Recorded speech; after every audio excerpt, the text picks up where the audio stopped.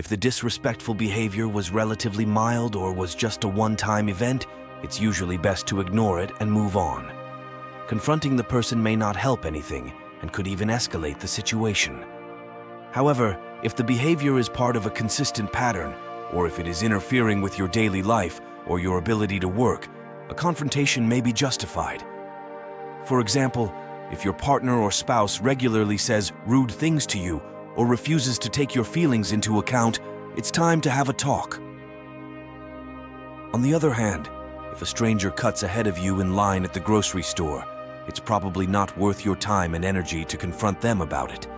If someone is being disrespectful or rude, responding with kindness can take them by surprise and encourage them to rethink their behavior. Instead of getting upset or retaliating, try de-escalating the situation with a smile and a few kind words. For example, if a coworker snaps at you to get out of their way, step aside, smile, and say, "Of course, sorry. Would you like a hand carrying that stuff?" If you feel that someone is being disrespectful to you, it's usually best to talk to them one-on-one. For example, if you're dealing with a rude coworker, talk to them first before going directly to your boss. Going over the person's head could ultimately lead to resentment and make the problem worse. If there's a simple misunderstanding at the root of the problem, you could also hurt their feelings or get them into trouble unnecessarily. In extreme cases, however, bypassing the disrespectful person could be justified. For example, if someone is severely bullying you at school or at work, don't hesitate to report the problem to someone in authority. You may be tempted to lash out at the rude person and give them a piece of your mind. However, doing so is unlikely to be helpful. Instead, make sure that whatever you plan to say is true, helpful, and necessary for getting your point across.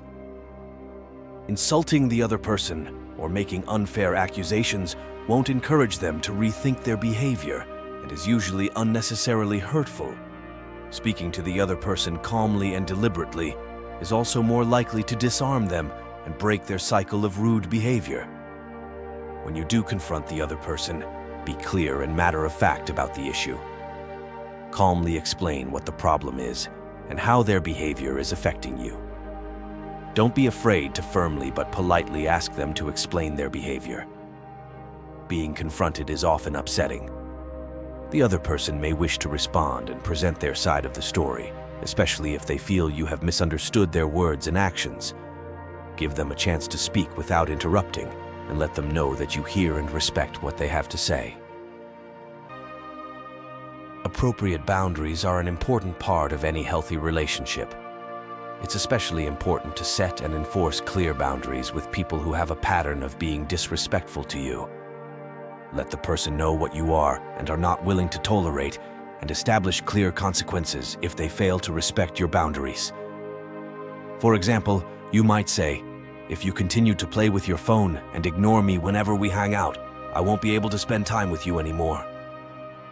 If the person continues to be disrespectful and regularly violates your boundaries, you may need to limit your time with them as much as possible, or even cut ties altogether. Implementing these strategies can help you handle disrespect effectively while maintaining your self-respect. Don't respond with insults. The greatest way to enrage this person, reason with yourself, is not to insult them again, but to demonstrate to them that their remarks have no bearing on me. Make an effort to beat them kindly. Sometimes they might learn from their blunders if they received love in exchange for insults. Overcoming the fear of being insulted involves building self-confidence, setting boundaries, and reframing negative thoughts. Cognitive behavioral therapy can provide effective techniques for managing social anxieties and fears of rejection. Seeking support from a therapist can offer guidance in developing coping strategies. For further insights into managing fears and anxieties, including the fear of being insulted, visit my dedicated Quora profile on mental health. Ignore it. For most of my career as a teacher, I was derided, laughed at for my ideas, and criticized for my ideas. By the end of my career, my ideas for staff development became the model, not only for our district, but for the state. I received dozens of awards and merit pay for teaching, and upon retirement, received the highest award the county has to offer. The world is populated by idiots who find it very easy to criticize innovative ideas, second-rate thinking, and those like Tesla who believed and believe in themselves end up owning the company. Just ignore the mass of idiots and carry on with what you think is right and with whom you know you are. Thank you for watching. Remember, true strength comes from within. Instead of seeking fear or intimidation, focus on cultivating qualities like integrity, empathy, and confidence.